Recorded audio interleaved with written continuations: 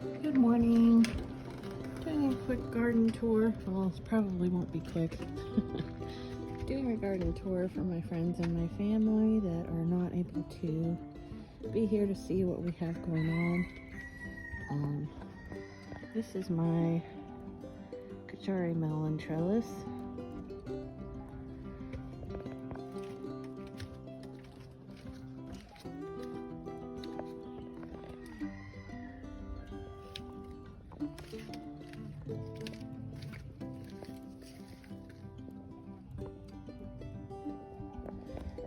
This is a trellis, and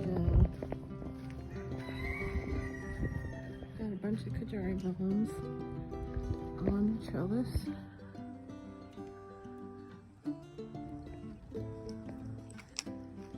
This is the first one that we got.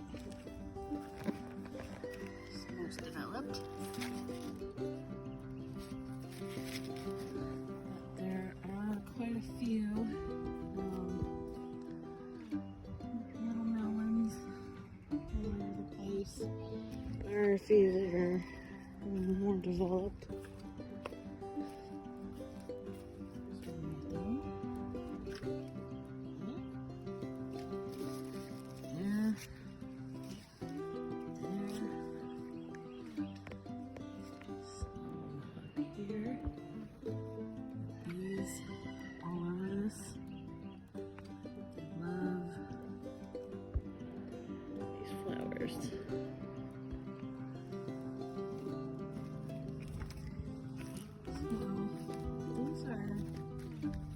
Long pod okra, I believe they're called. Long pod Perkins okra. To side. It says purple bell pepper, jalapeno, pepperoncini. And I call this one Andrea's pepper because Andrea gave it to us and I don't know what type of pepper it is. So we just call it Andrea's pepper. I have a little sunflower right here next to the bed. I think this was, I'm not sure what kind it was. There's 3 different types that I planted all around and most of them died off, but I did get some that grew. This is a deep pink azalea. I got this from the swapping station in Zephyr Hills. You take a plant and leave a plant. These are painted pony beans, and we do actually have some beans on here. Really cool looking beans.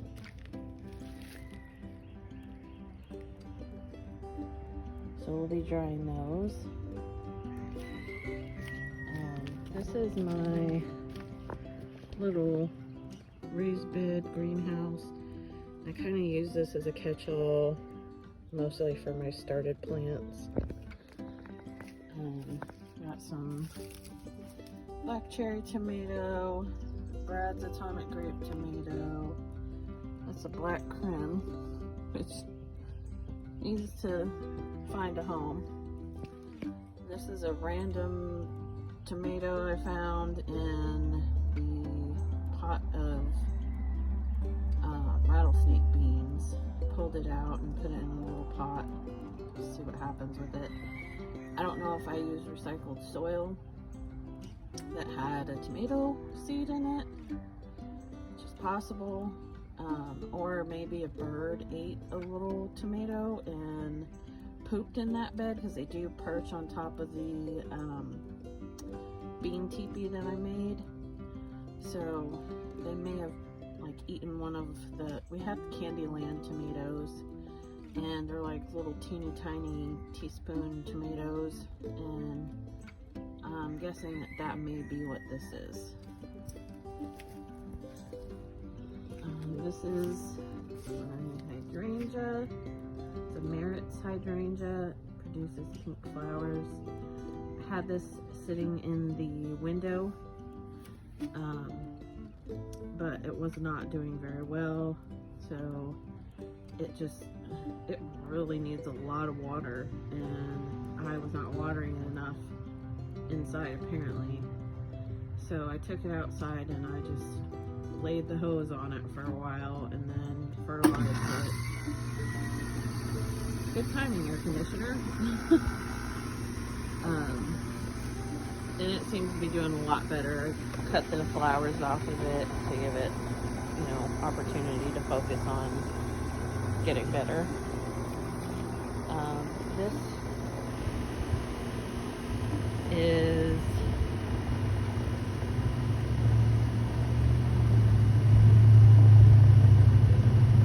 a Gardenia. Sorry, it's early in the morning. This is a Gardenia that I bought on the clearance rack at Lowe's. I think it was Lowe's. And it ended up being like $4, and it was doing great, and then I left it out in full sun, and in one day it like dried up, and now it's in rescue mode, the hydrangea. We have a Rosa X climbing rose here, a flower bud. This says that they grow pretty tall. I think it said like it'll sprawl like 15 to 30 feet or something like that. It's crazy. So I really need to find a good way to trellis this guy. These are bananas. And I have harvested bananas off of these before. And they were very, very good. I believe they're burro bananas. They're way better than any store-bought banana I've ever had. And they're good for eating fresh or cooking like a plantain. This is a purple bell pepper that's really struggling. It was chewed down to a nub, and I'm surprised it's even still alive. This is a giant Marconi pepper, asparagus, and artichoke, a snackable red pepper that's not red yet, blackberry. That's our bountiful harvest of blackberries. That is all we got for blackberries. Last year we got one blackberry off of it, so. Oh, wait,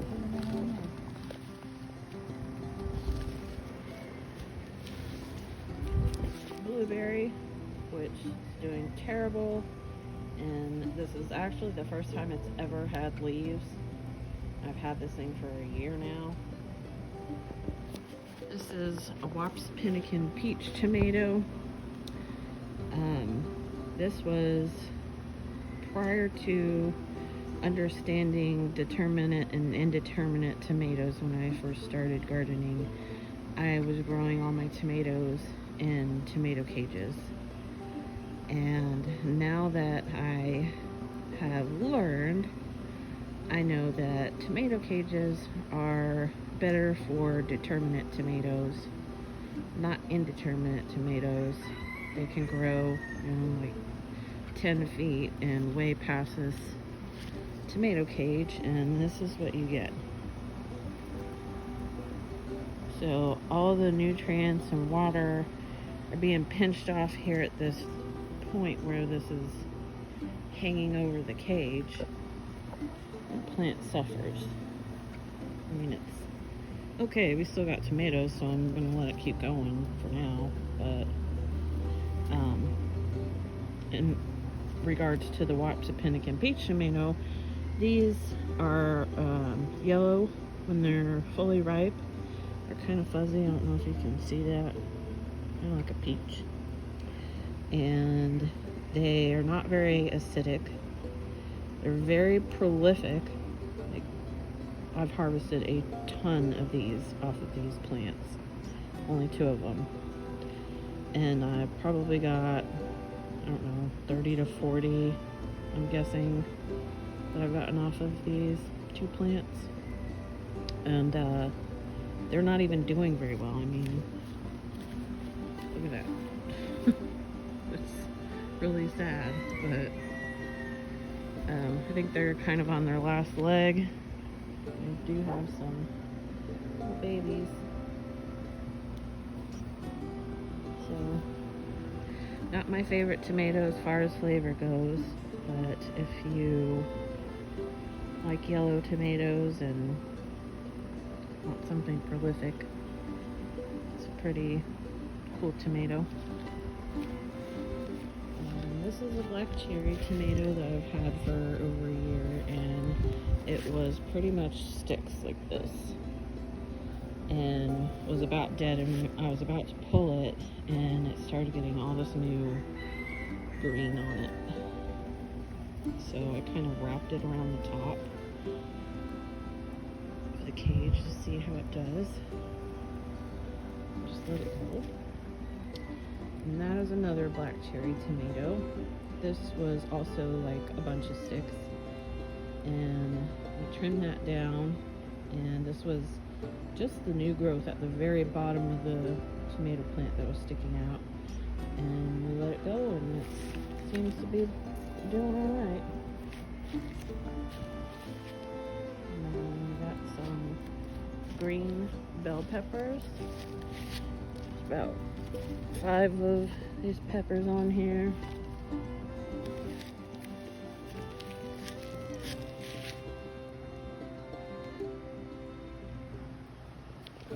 More lots of Clementine tomatoes, also same issue. Not happy tomato plants. This is a sweet basil and Amsel basil. And this is a Mars grape, which is crazy. It has,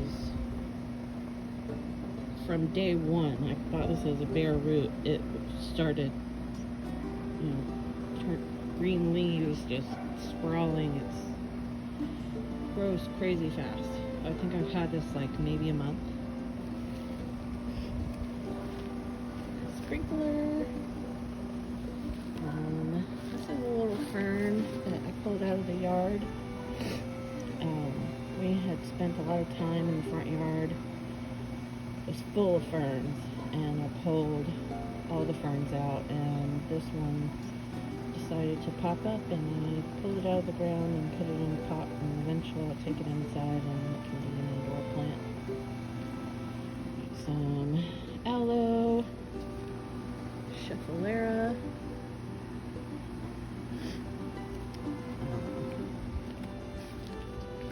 here. This is a star cherry tree, or at least that's what I was told it is. I'm excited to get some fruit off of that. I probably need to get that in the ground soon. This is mixed carrots.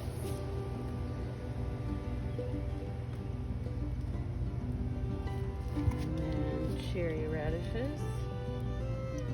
I actually just pulled a bunch of the radishes out of here and resowed some seeds. I made some roasted radishes, which was the first time I've roasted radishes, and they were excellent. This is another black cherry tomato. This was a cutting from the other black cherry tomatoes I showed you earlier. Doing very well. Some tomatoes on here.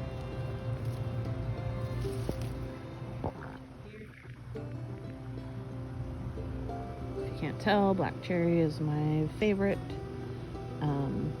cherry tomato. This is a Floridade tomato. Got a little tomato there. It's supposed to be good for Florida conditions. a heat-tolerant tomato. And this is some empty space I have for the Brad's Atomic Grape and black strawberry tomatoes that I got growing in that little greenhouse I showed you. This is a mortgage lifter tomato, and so far I've not seen any tomatoes on this one. I see flower, but no tomatoes yet. This is a copia tomato. This is like a yellow, pink, wild looking tomato. I've never had it before, but we do have a tomato on here. Flowers.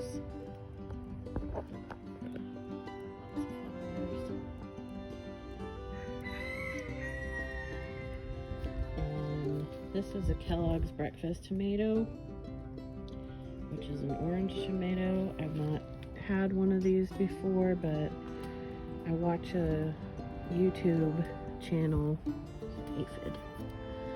watch a YouTube channel for a Roots and Refuge farm, and Jessica Sowards is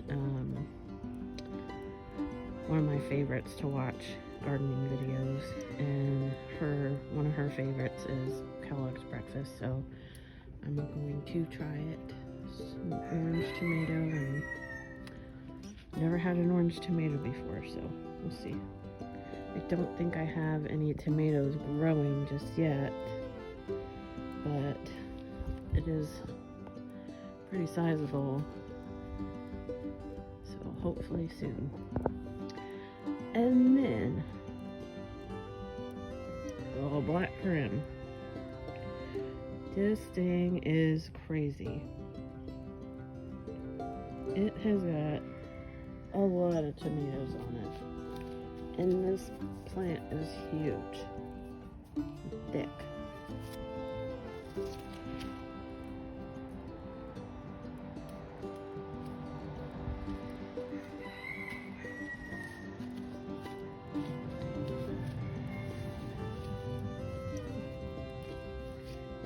That's a tomato sucker, and they grow here in the crotch of these tomatoes. This is like I think they call it a fan leaf or something, but here in the crotch it grows like a whole new plant basically, so that's why these like bush out and get all crazy, is the tomato sucker. So if you prune those off,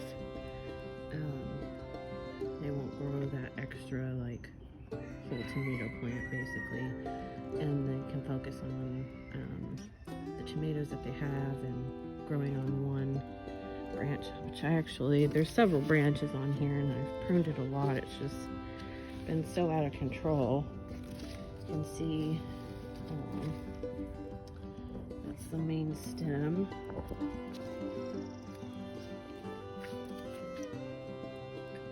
Here, and then see over here it forked off into two different directions, so I'll let it go.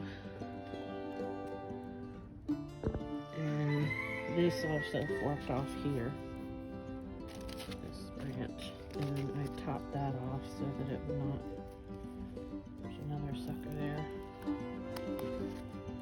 Top that off so that it wouldn't have any more growth out this way. So, black creme is my favorite large tomato that I've had so far. I've grown this before on a tomato cage and got literally one little black creme, and it was delicious, but this is crazy. So basically, we tie this up to the cattle panel there, so all the growth is going straight up. It's buried pretty deep in this bed. It seems to be doing a lot better than in a tomato cage, so I'm very happy with trying this method. Take you over here. this is like a little trailer that hooked up to the lawnmower of the people that used to live here. Its axle was broken and the wheel was off, so we drilled some holes in it and filled it with dirt, and we were growing broccoli in here, and we also grew sweet potatoes in here previously.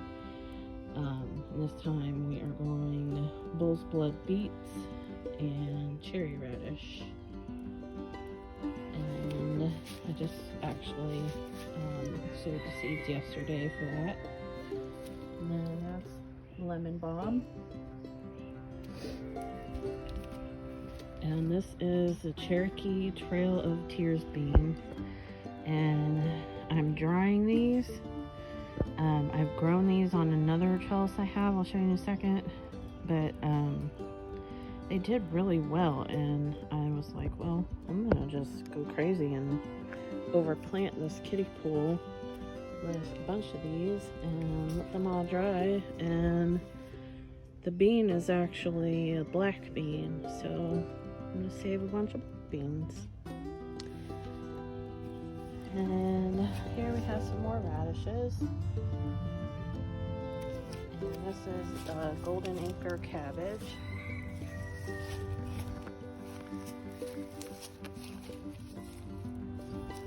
This is, I need to make it a label. Georgia Southern Creole collard green. This is Hanson's improved crisp head lettuce. Doing pretty well considering how hot it is.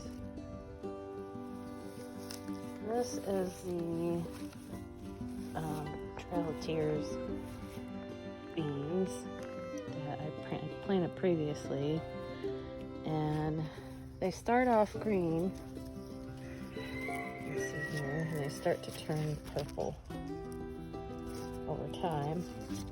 And I just picked a ton of these off yesterday. Eventually they start to get really light and papery and turn a little brown. And that's when you can pick them off and save the seeds inside of them. So that's what I have left on this trellis. And this here is more of the Georgia Southern collard greens. This is red Weathersfield onion, which has been in this bed forever and not freaking bulbing out. I don't know why.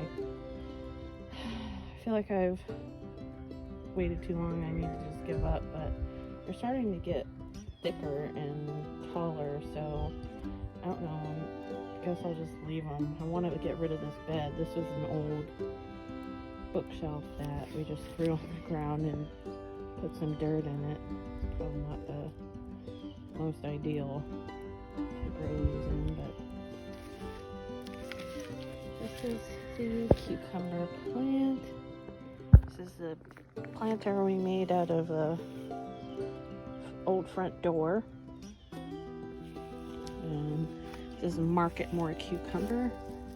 And I have about 5 or 6 of these in the fridge already. This is a lot better results than the other cucumbers that I've tried previously.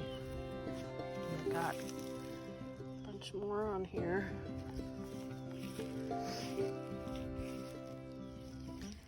got a little bit of pest damage, which was what we struggled with pretty bad in previous cucumbers, but it's doing a lot better than the others.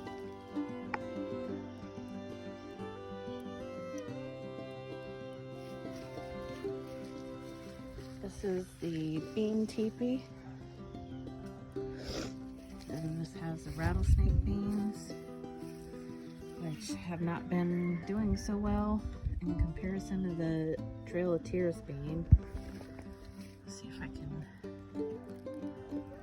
zoom in on this.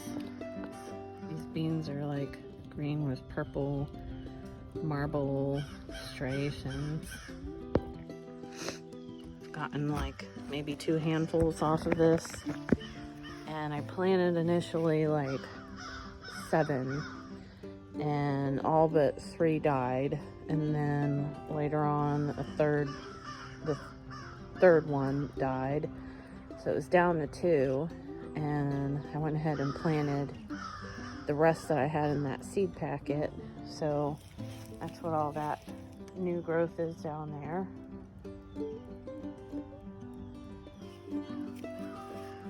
This is what the flowers look like. Pretty purple color. And this is a log that came off of the neighbor's tree, and I planted some aloe in it, and it's actually doing really, really well in the tree as opposed to the pot that it was in, and it was like on its deathbed. So it's really interesting that it's doing so well with such minimal dirt or soil, and at an incline like that. It's so weird. There's some sunflowers here with the weeds that probably are not gonna make it. We got a fig tree here. Walking where the dogs poop, so I'm gonna go slow. Landmines. Another fig tree. All these fig trees came from cuttings, so they took a long time to grow. At least this one took a long time. It took probably like a year. And these 2 did not take quite as long. This is the Clementine Tangerine tree that I bought for myself on my birthday. And this is sunflowers. I believe these are either mammoth or skyscraper sunflowers. Got some, I believe this is spiderwort, which grows all over the yard.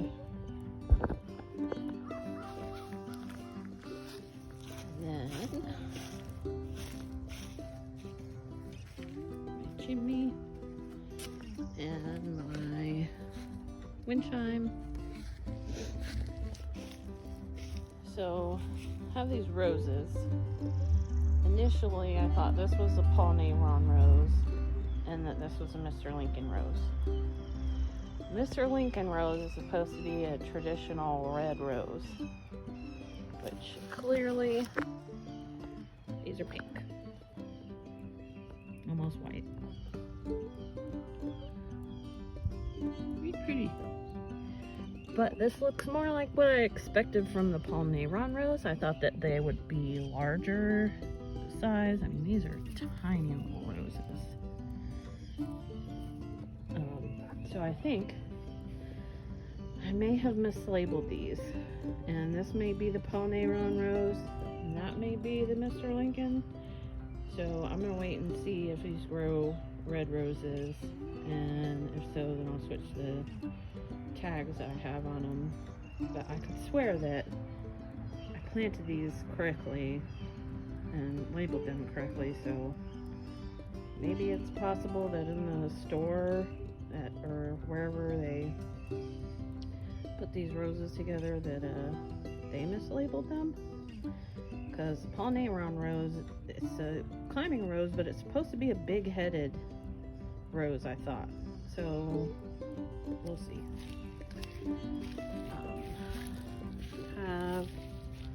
This is chocolate mint.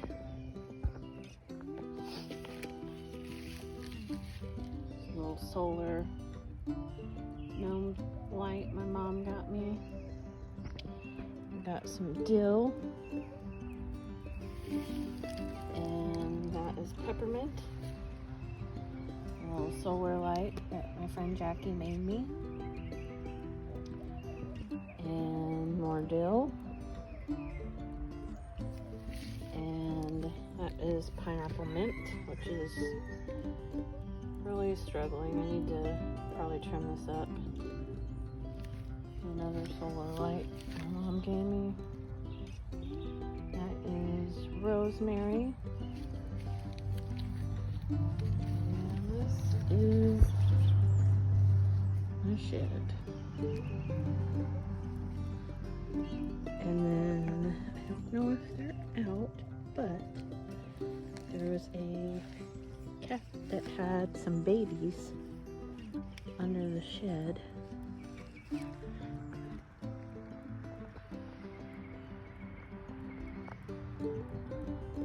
See them. But the mama cat chewed a hole in my chicken poop fertilizer bag.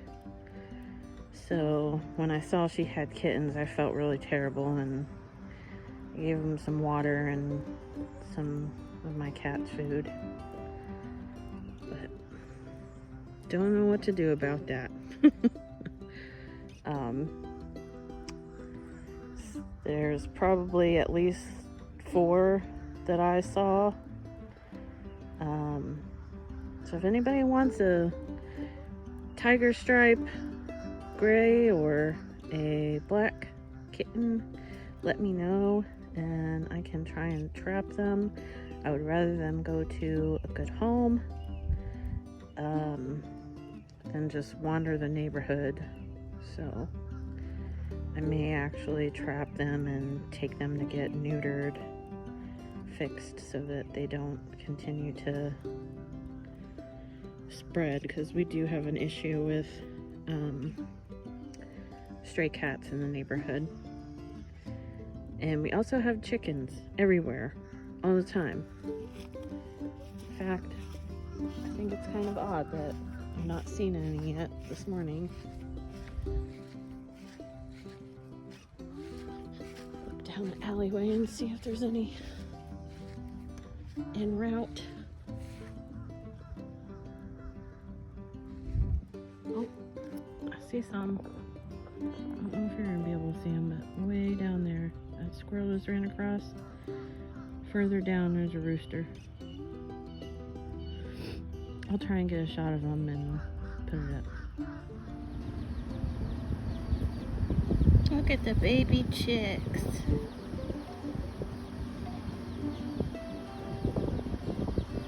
These chickens run wild in this neighborhood, which is interesting because I'm smack in the middle of downtown, and there's chickens everywhere, all day, every day. Aren't they so cute? They're actually protected.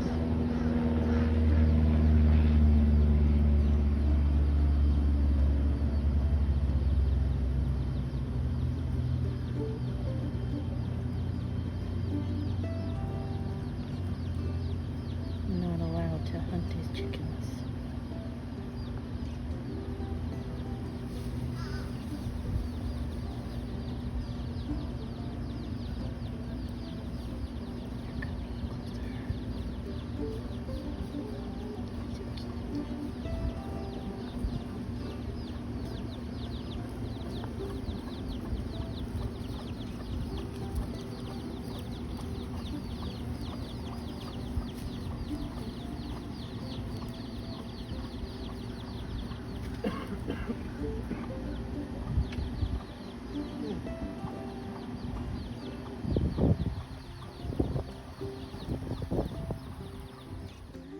Anyways, thank you for watching my video, and I'll continue to post and give updates.